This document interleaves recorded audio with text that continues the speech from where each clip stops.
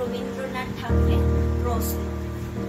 ভগবান তুমি যুগে যুগে দূত পাঠাইছো বারে বারে দয়াহীন সংসারে।